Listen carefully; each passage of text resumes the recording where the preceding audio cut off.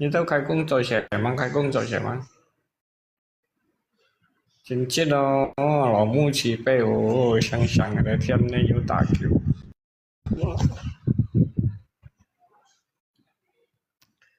天thì咧要叫一家去到哪位咧，一家出病田，有分講咯，一家咧要咪災難咧，一家都不到啊，因為個了一家要日日信心，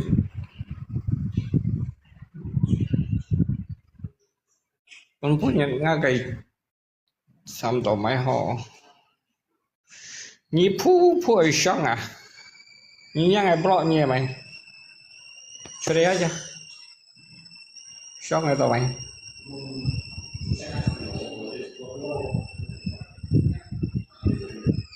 lép tội rồi xong, tiền chỉ của trong khi chứ hello cháu chỗ mẹ kêu người xin nhà ngay cháu chỗ mẹ ngay được chẳng gì sao ngay cái còn kêu người xin nhà hả, ấy hình nhân cho chỉ là chỗ mẹ như trên đây chỗ mẹ, hiểu chưa ta ngay ở đâu còn đang nghe hiểu không, chết đi má. Ai phân chuyện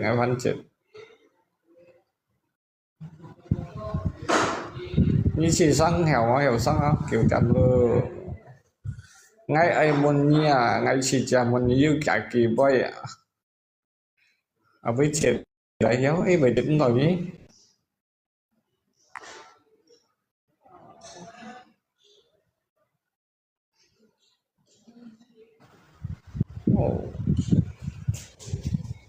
Chào bạn kia là có cái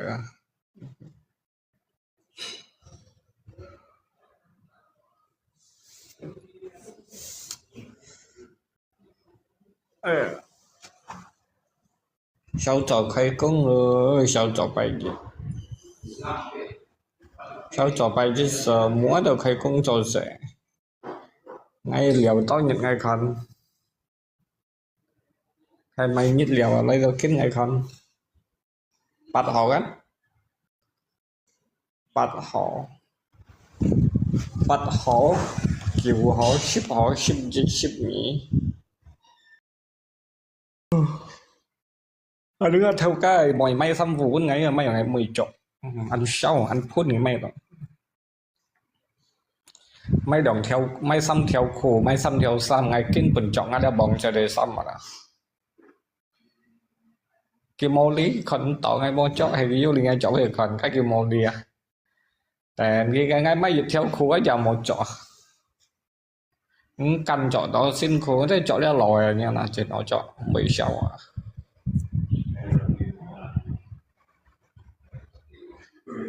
Ai xong trò đâu thấy rồi sẽ đào trò tiền hiệu một liệu các anh theo lời trò tiền hiệu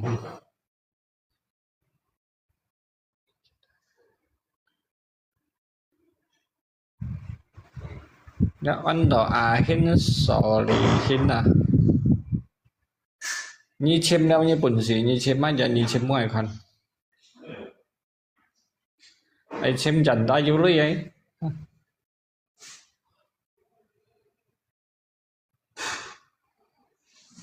ngay cả như còn ở cáo ăn như thằng dân chinh à cái chùa lia đó ngay trong em nhiều khó khăn bỏ đầu ngay cá chỉ đó nghèo đâu nhưng mình ngay mồi à ngay trộm nhiều chẳng ăn lành ngay bề ba sa ngay cho ngay bề ba mua những cái cặp tần ngay đó thì chuyện ngay bề ba thì những mua những cái cặp tần ngay thì sắp ngay mua bờ bàn ngay jadi ngay bề ba ngay jadi manusia tuh bebas aja kau lopo nhưng mà ngồi lại còn apalagi kau janda nhà hàng cội à kau tổ các tầng ơi lưới như đều xỉu ngomong apa mau ya kena di chủ liền ngay chầu mồi à ngay chầu bù chẳng có cổ chẳng à cho đó lấy tân xa dụ shit tân xa shit sợi tân xa sợi chả à ngay chầu ngay mô câu lộc phô mòn kẹo lọ ngay câu lộc phô ngay phán vơi tới ngay cô kẹo lọ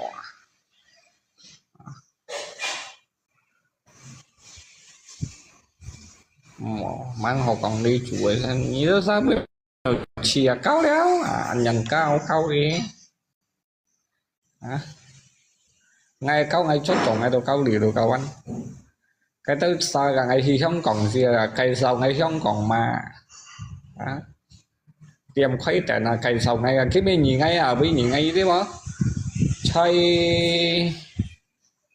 hay mày thì phát ngay họ chạy quán này quán quán chạy quán nó à nhìn cái dần ra mà cái dần ra mà chuyển nhiều lưỡi tapi Kalimantan nhiên khuấy tiệm cái kita sao tay cái nhìn xịt quá hay mà san tao ngay kan với kẻ chạy nhân tay ngay nhìn xịt ngã tạo xí lưỡi bay kỳ bàn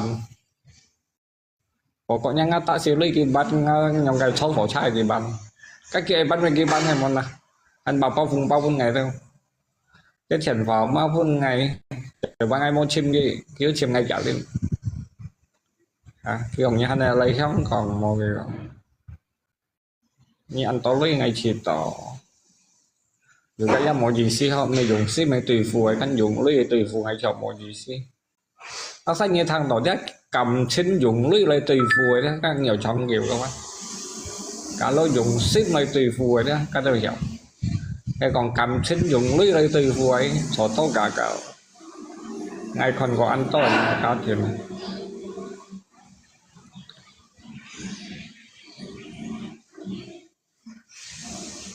xong đi ạ phô cái mẹ hè đã hả các lọ có kém mấy nhau mà cái hắn ỏi ngày phụ chiều cái sẽ dính biểu lưỡi ở địa đến chi của nhá à cả lọ cái hè một dính biểu lưỡi à khi cất khỏi nè thì dính như tao hắn hẻo sang à sắp xếp lăng xoài à cao cá liễu xếp lăng xoài à như hay dính biểu ra lưỡi mà à rồi cái hắn tay chọn đi đảng cái xong đó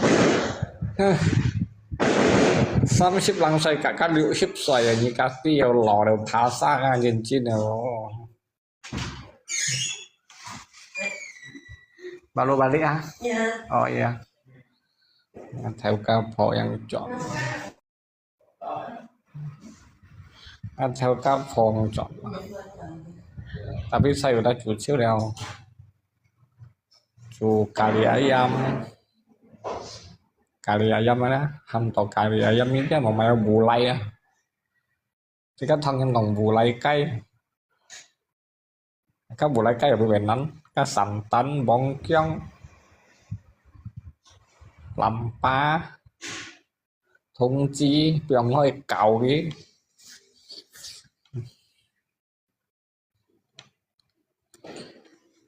cái tem cái xin ngày cái còn ngày chú gì xí mò cái còn ngày chiều ăn tùy phụ kia đó ngày trong cái dịch xét tới một lời bong đều ngày gì xí đó ngày còn nó sức còn ngày còn một kỳ xin điều ngày còn ngày đó tùy như bánh một gì xí rồi tập ngày ở bên mò rồi ngày mấy chỉ ở bên mò ngày một cầm chân tùy nhiều cái miền nào không chuẩn sai vậy daripada nanti kita satu rumah itu hidup sengsara kan kamu hanya pakai duit membeli saya nhưng mấy đồ ngay ngasih maunya như dụng á percuma như còn thêm cái trên đây một cái KTP lại các ngày được mọi cậu này nhìn nè anh tôi và các mô cầm trên này là cái chủ mà cái KTP gì vậy treo kìa đó cái chợ trên mấy cái nhóm nó cả ai liên chạy cái câu cả đời mình tên với tay cô hiểu à mang đi mà ai tiêm mà ai lên xí vẫn đi chèo nó chiếu như yêu xả là bắt mọi người hả như chiều ai kia vậy chọn siêu mà cái xin ca mà cái tung xí vẫn người chẳng siêu hi vậy chọn siêu cái phấn cả gọi nhìn là như chín này ngay còn như dữ tốt kiểu à đi à cái ai đinh trẻ chơi như mày đi à mày bụi khu đấy là cái mày trong gì không mong vậy cái cánh trò xin yêu xây thầy ban cái kiểu đã còn xíu cho đấy cánh à sang ngày như cẩn cao lộ phó cao lộ cũng tại cái chỗ đây hành một máy thầm theo cô lụa thầm theo cô nên cái thầm theo cô lụa anh tao ai thầm theo cô lụa tapi ini ngay thầm theo cô lụa ngay mày ngay pun sih ngay berjuang sendiri ya kalau ngay pun sih ngay berjuangkan sendiri apa yang susahkan ku tetap berjuangkan sendiri ngay mày kêu nhìn mày kin còn nhìn ya udah mudah-mudahan thiên thì pun ngay bình an pun ngay chẳng khó jika lay cok nggak mungkin ngay Yusuf juga masa ngay cok domo hả ai harap đi đâu dành ra mà khen tay chị cá bởi thế chị cá tròn mày nhìn cho 5 chỉ nhìn chị cá xin 5 chỉ nhìn mà sao ăn món em với ăn món cái ý sĩ chị cá cho chọn 5 chỉ nhìn ăn món bà bó ai nhỏng phải câu dành ra mà đâu to đi đâu nhỏng hả tao mày như cho chọn lại chỉ nhìn bởi món bà bó được tụi nó ngay cho ngay còn ăn hả ngay cho ngay cho đồ món mèo họ đéo bởi tí cây ngay mèo berarti nasib aku ya begitulah ai kinh coi như dành đa mà đâu ai này khen tài đâu yang hiểu không ngày phê như xéo đi ngày như một chi nên bùi rồi trả lại chỉ như nào ngày mày không ngày giờ mày cũng nhìn cận cái sang cái dành đa mà bà linh nhân còn như mong ngay như cáo hiểu không chứ còn ai cái dành đa mà yếu dần bấy vậy anh tôi bà dành đa mà dần bấy vậy cái lọ cũng pun kita hong lagi kang ni mau ngai kang kamu tuh gembel gitu kamu tak ada saya tuh kamu jadi gembel gitu biasa kan jadi itu meja yang cowok cái câu ở dưới chân nhìn mày hả như câu ở dưới chân nhìn mày pastinya theo nào pun gitu như với thầy địa hí cái còn máy mà kamu tak ada saya kamu gembel gitu kamu nikah sama saya kamu ada apa kamu ada pelela vô hát lần cả chơi tay đừng lấy chi cái còn hay cái còn không mấy không suy trùng nhau đó chỉ có cho chặn 5 chỉ như là đó chỉ có đó ở chuẩn đồ dữ lại thì ôngปั้นđấy như cho chặn 5 chỉ như đấy như chuẩn đồ dữ lại đó hay như chuẩn đồ mỗi như câu lộc thôi đó bà lại cái theo du lịch như ban chân tâm theo thì các kỳ sản nhà ta tôi ăn to trong Phật sinh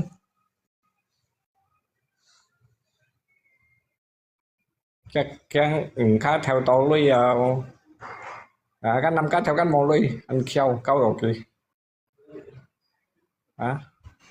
hay còn 5 cá theo tôi lui cá theo mò lui các anh chỉ còn những bệnh như câu lấy cho chỉ phó chỉ những câu tàu du lui những itu wajar aja kenapa wajar các cái trong chỉ chân thời chỉ những si trong chỉ chân thời vô 5 chỉ những si bụi cá vô chỉ những cho cá mà chỉ những bị cá 5 chỉ những cho cá cái phần này là kawan 5 chỉ những từ cho cá chỉ những từ bị cá tự nhiên phân những chỉ những bị cá 5 chỉ những cho cá cái đầu xìa chiu bởi vì như mau trả cá chủ siapa cá chủ itu adalah tuan rumah yang siapa pegang adalah lelaki adalah tuan rumah ya hàm một những trạng 5 nhưng mà hàm tỏ mày có cá chủ hay mô chủ cá mô chủ đó tao hàm một sang chủ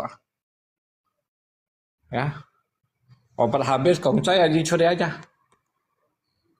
nhìn siêu con ngán đấy mà cho đi chân chỉ nhìn hỏi nhá gì phải lọt nên ai muốn nhà cả đó cá đó một địa trạng chủ đó tao hàm tỏ mô cá chủ mấy chả cá thế này yêu chả chủ tuần rumah thế một cá chủ cá phân phối được quả kia rồi hả kalau cái lọ cũng mau hành mày câu phụ pun cái phân phối rồi rasanya ini nih bu pasti nyamuk ya lọ cũng này mẹ ngà bí nyamuk ya phân phối bang kecuali dia kan kalau lokung sihat ayang nyam dia kan poin gitu ngay khi mày sai bộ yếu nhầm một cái lokung này mang á bây giờ nhầm một phân phối này mang món ăn cho một ca chung phó hấp bẩn xì hin ca chung ca đó gì chặt chung mới chặt ca thì là tới gì chặt chung ca chung phó hấp bẩn xì hin này cái mày chung chung thằng này chung chung ship này chung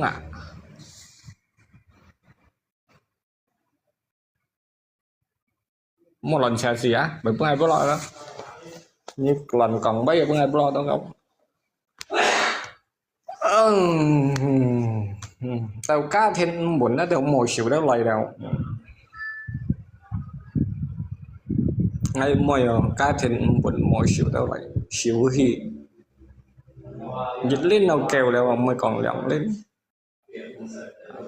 nhưng nhìn cách chỉ tỏ ra lây to kinh ngạc nó vẫn còn là không đi chặn chạy qua đi chặn lây cái chặn chạy qua tao cái chặn lây cái dòng dịch chặn chạy hai cá dịch chặn lây thì còn chứ nhìn cái dịch nhắn tao ông rồi đó cái câu tao cái họ cái người sinh nhắn có cao đều kia họ đi chạm mỏ vô phán bọn được cái trang bọn được cái họ kalau saya mati satu tumbuh 1000 ribu kalau saya mati satu tumbuh 1000 ngày mùi dòng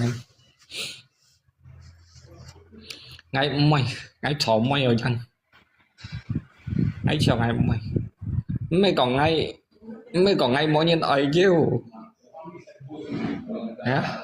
nhiều chứ mình ấy chủ mà ngày mày dính mình ngày ấy gặp mày giống còn ngày ấy leo gặp mày leo ấy gò đá gặp mày gò đá ali xích gì đó ali sai thì không như cầm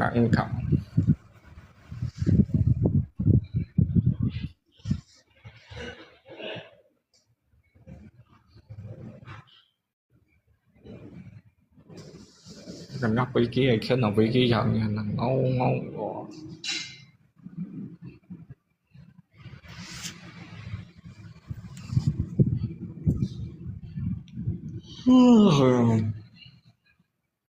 Ngày còn kita usah pen kai pen hộ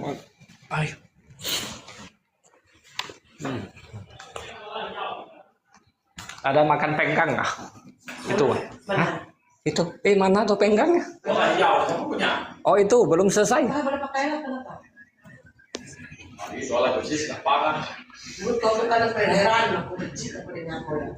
bagus tadi dia punya penggang makan itu tuh tolak tidak mau makan itu oh udah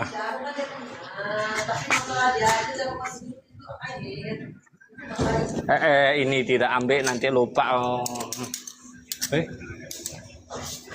itu kak penggangnya itu penggang apa ini kak adik dia masuk itu kan kilo cây trụ thông nghe hay lá chày không thế léo bằng ai còn quá cái cá đâu lôi trụ thông gì mà ngay thổi sân ngay mau xích trên bình ngay còn xích mày ơi mấy ai làm về nhẹ xích đi jadi ngay anh bảo léo các bạn đánh xích nhiều chậm pan cái xích nó ngay thằng pan xích cái phần kêu còn cái phần ăn tốt về tao mới cái phần ăn tốt về xích là dịch tích phán chuối mày sai mình là tay xích tích nhá nhà xích hỏi đâu giàu đó cái mày trong cái họ đang chui dấp này chậm bộ lá chân này chuyển gan xích ngay thổi xích on xích làm cái nhẹ ra ngay xích đỉnh ra hàng ngàn tròn cái đó chuyển cái chung để chủ yếu đó hay là ngay xích bảo đó bộ ma liên chứ rồi đó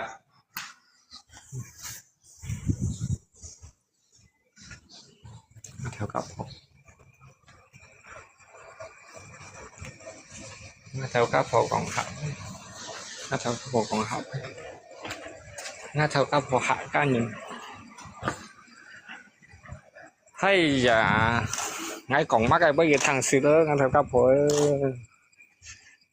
hả ngay xí thế nào hạ cá nhân đó chúng mấy sang hay còn cạnh này đó không Ngay sang ngay còn cạnh ní đâu kawan. Cái kita sao ngay ở liên nhân đó, cái như vậy anh còn cạnh ní cái cặp biệt ngay cái sát chiến à. Cái gần như trong nhân nhân gần như trong ali cổ chiến như này kìa. Nhưng mình nhắc cạnh ní còn ăn chèn kìa. Ở hè mấy chế hay ngay còn ngay bóng tay ngay thành trúng cạnh sát này ngay còn ngay mấy như ngay tôi còn cạnh ní như nào. Như cả các trúng cạnh như còn cạnh ní mà nè. Các héo đã biến héo đấy à còn đây à.但是这个概念它特别高，说的华语可以的讲华语，普通话。如果你没有不知道讲话的普通话，你这是什么的华人吗？如果你华人就知道讲吗？中国的华人很多在讲华语。如果没有你不知道讲，你很多的朋友中国人你怎么办呢？说什么都没有不知道啊。你很多的朋友的中国，你的很多的说话的中国话。这是讲华人的中国话啊！你知道讲华语吗？你晓讲吗？华语才跟你哇，你晓讲华语吗？哦，我说华语一点一点。OK 了，你讲。你把到你去下干人，你要讲你说的马来西亚干人啊，这跟你烧钱啊。Aku soji un sai bun pha chế mò lìa trong bắt bảy muốn pha mò nhìn buổi mò vẫn như thà sa thụ thông su có trả như thà sa được mày ho à như tôi nhá bu khai nhân cảnh này sắt kia giá ở dùng như thà sa được bảy và em muốn là ấy kiểu shit mò lèo lèo đông thảo bảy biển xem các ngàn nhân còn ngày bay à như tí ngàn nhân còn ngày bay mà chỉ cái pha như là đó thấy họ lại cái như chụp cái đại thì Singapore đại thì Trung cái đại thì Hồng Kông anh như hiểu Kông à như thì Âu Mun đấy mà chỉ có mấy cái片đó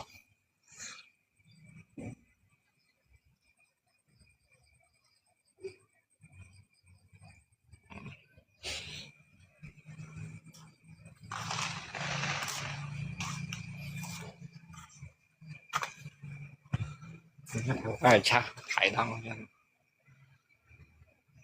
đây những chạy cháu nhiều cha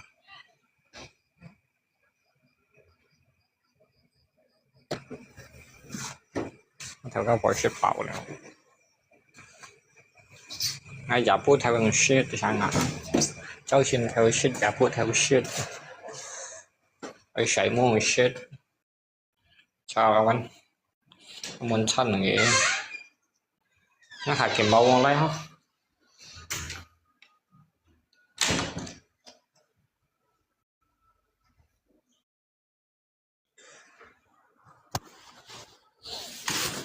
để phun chân bị chặn để nào bún bún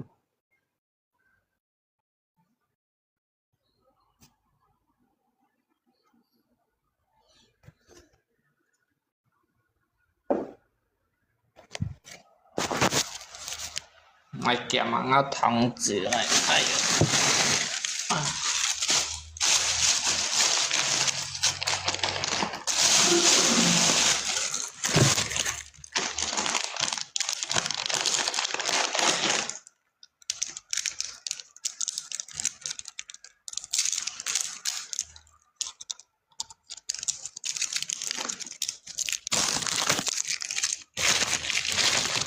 khéo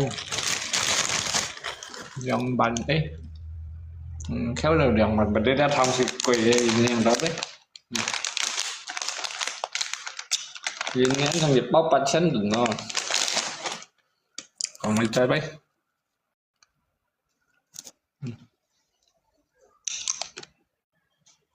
bánh xanh kẹo trong đi còn Malaysia đi ạ chẳng sinh kẹo đi về lần nè chẳng sinh kẹo giống như gì bạn chết nó chọn tao à cái đầu thun nó chọn thắng rồi á cái cuộc chuyện cả sầm bao giờ dòng cặp bè cứ nó hả nó xài lấy cuộc chuyện như vậy cũng với mì đi rồi thầu má liệu cặp đâu xài thì mì đi xài lấy cuộc chuyện ai cho sát mà thì không xài có khớp nữa cái xa mày ông đi bị pemangkat rồi mỗi chọn hạ cá có đâu cái những hạ cá có rồi mỗi chọn nó xin nhà có một thỏi đó lại không tại vì người hả cái nhân dùng thùng xong vô lại mình sinh à kiểu nhân hay mà sao kiểu nhân bởi sao là ấy hay mày quăng không Malaysia mình sinh biểu sao chồng có ở với những trẻ học pangkat rồi nè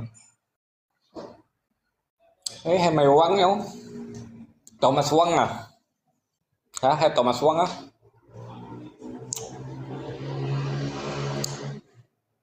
cái nhân hay mày quăng cái nhân sinh kiểu giống mày mình sinh hay mày mình sinh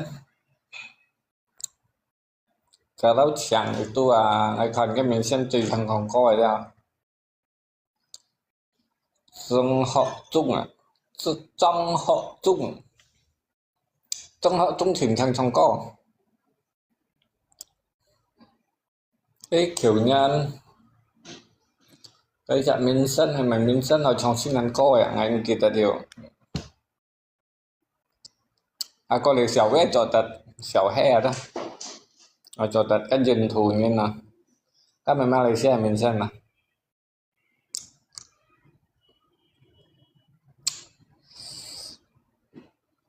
Malaysia chừng có mình sân thằng trong có rồi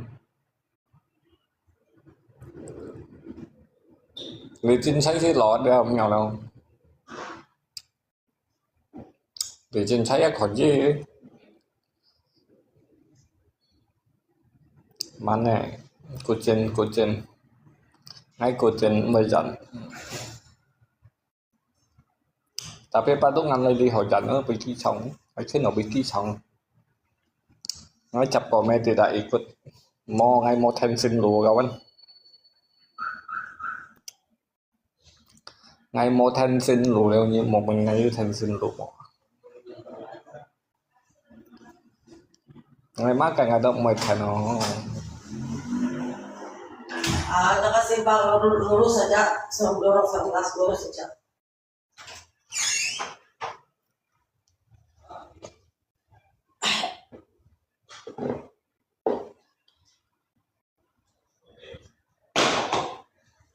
Hah? Dorong 19. Rumahnya? Masuk. Lurus ke kami, lurus ke. nên là ngày sáng sẽ ra món này cho theo lệch từ bước ngày biểu hết nhá ngày sẽ biểu nó hay ngày cho ngày đó hành đằng nhìn ngày bố su nhìn hắn ta tập đi atas angin rồi đấy bukan lại còn ngày mèo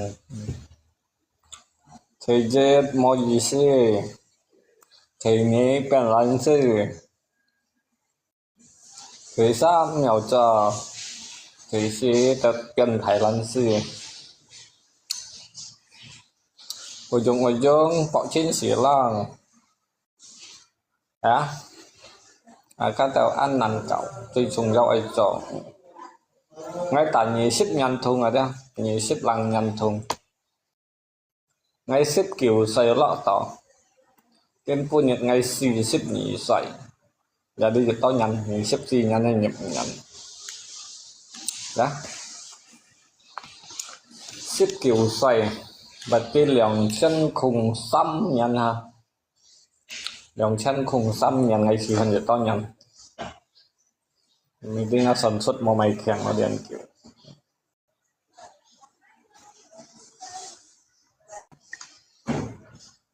lượng chân khùng xăm nhằn à bóng phải ngay trên xì lăng nó gặp à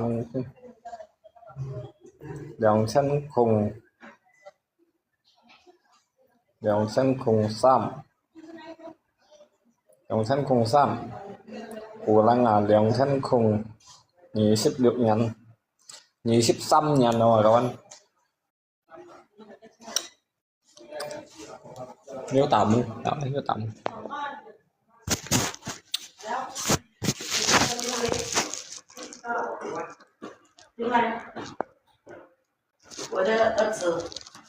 你这是谁孩子？我的儿子。恭喜新年，生日快乐！请坐。你好，生日快乐。Angkat Tuan, Ceng. saya punya anak. Saya punya anak nih. Nih, uncle. Theo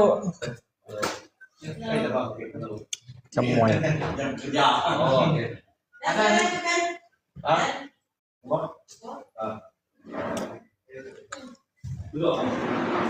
ăn cơ mau kemana ăn cơ hah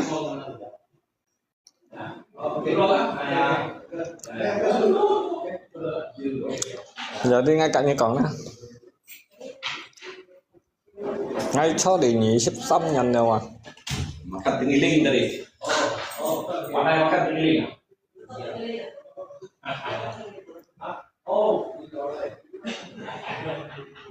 ngay mừng nó theo Tuan Tuan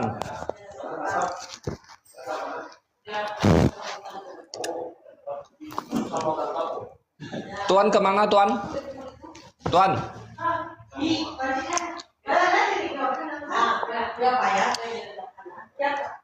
Tuan keluar kah? Sana di dalam poli itu. Tuan keluar kah?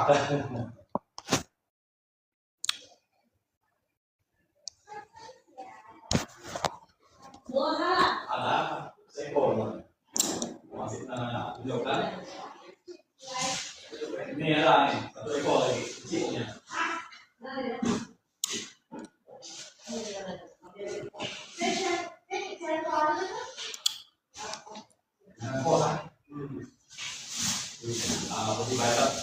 Ngay rồi thanh nó theo cách chuột rồi một thầu của rồi thanh lấy chuột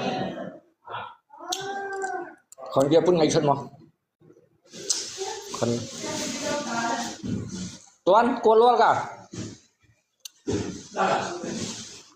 Tuan keluar kah Keluar apa hal? Tuan keluar jalan-jalan Ya apa hal? boleh ikut Sana saja. hah Sana saja. boleh Dia duduk jauh sedikit. Kamu bising-bising. Tidak payah. Itu udah suap bayar. oh, bayar kah enggak aku duduk jauh kan iya aku ikut lah ya ya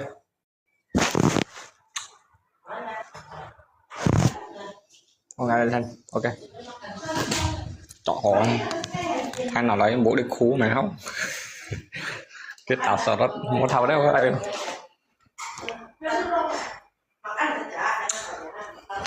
đi xây cái theo cái xây cái tuần nào tuần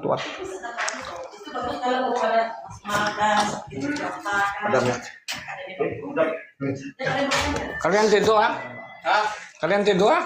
Ada kasur ah? Itu kipas angin boleh bawa masuk biar tidak panas ah. Kalau tidak sih panas oh. Boleh, boleh. Kenapa? Ya biar bisa.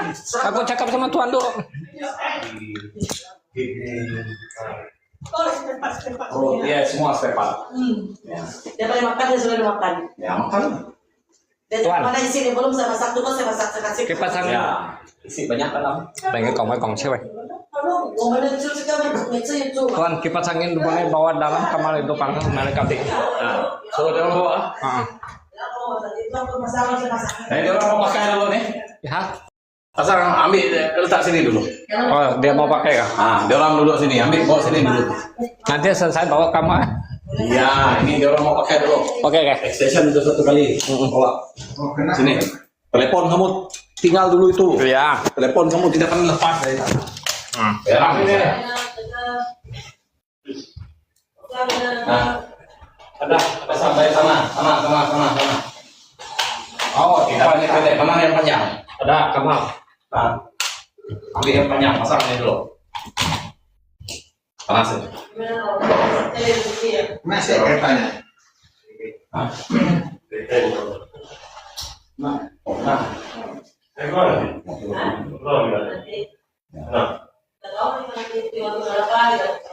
Oke. Belum. Kita mau extension. Nah, pasang.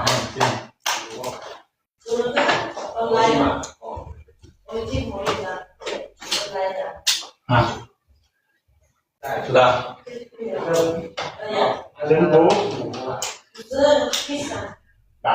Sudah.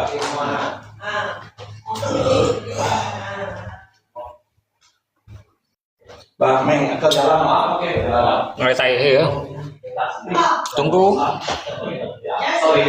Kadang ya? Oke.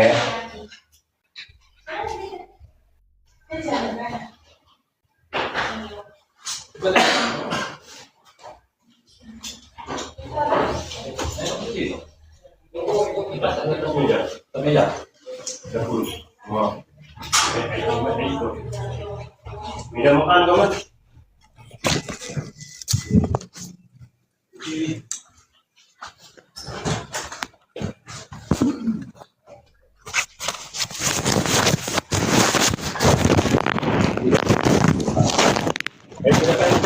Depan ya.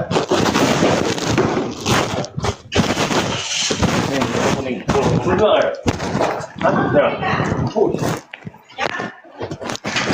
Pergi dah. Ah, Semua. pergi. Semua. Kita ada dua dam. Masih ada 2 orang dam. Ada kenapa? Nanti saya petak pegang sendiri. Kenapa? Keluar. Oh, berarti saya tidak boleh pergi lah? Mana saya tahu kalau di sini nanti ke rumah. Nanti tulisan di apa? Oh iya ya. Oh, berarti aku tidak pergi lah. Nanti rumah tak ada orang saya yang nanti diajak. Oke. Nanti kalian pergi tak ada orang kan? 3-2 orang kan? Oke lah. Nhớ orang. Ayo.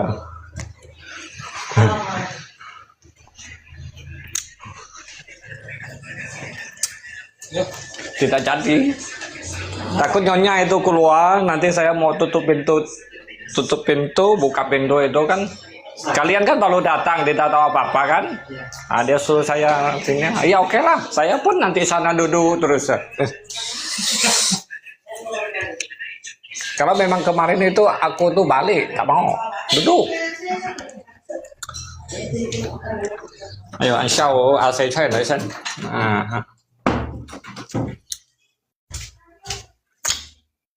AC chơi. Ok. Ayo.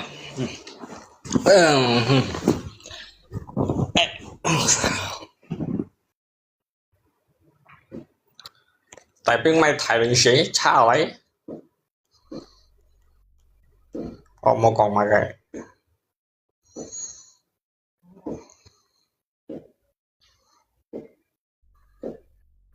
Nyami chia banyak kaya ni curi aja. Kon nyami chia bawa dompet dari ha. Banyak gajah dengan puki maknya.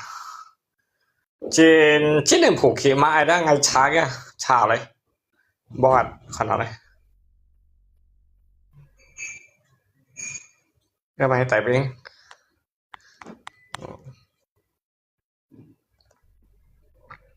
sáng ấy phủ khí mãi cả đây tí tóc vô bệnh ngày ở một đâu mà nhìn nữa.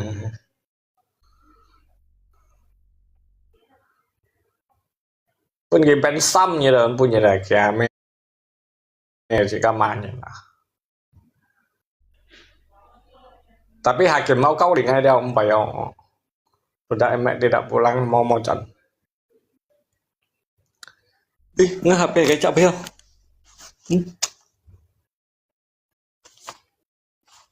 Xăm thầy tuổi trong đó. Khi nhiệt lọ liều cũng nhìn á. Sau cho xẻ. Cái xã kén tuổi xoay á. Ngay từ bảo lý xã.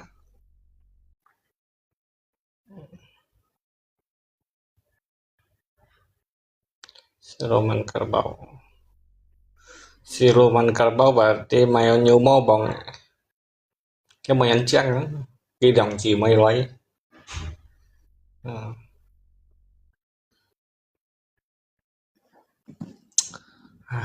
Mong con như này mày chăng ngay cái chân đủ lìa đã. Đi ngay cho đi cả cái chó mấy có gì chủ mang ngay lấp tiền hóa mò gì xí gắn. Đi ngay cho đi cả cái chó liều theo các phó theo héo chó. Hah? Cuma jika mau sadar dong, kita tuh sadar. Ya, sama sih. Cut di kanan ya. Ini sebenarnya cut koji cuma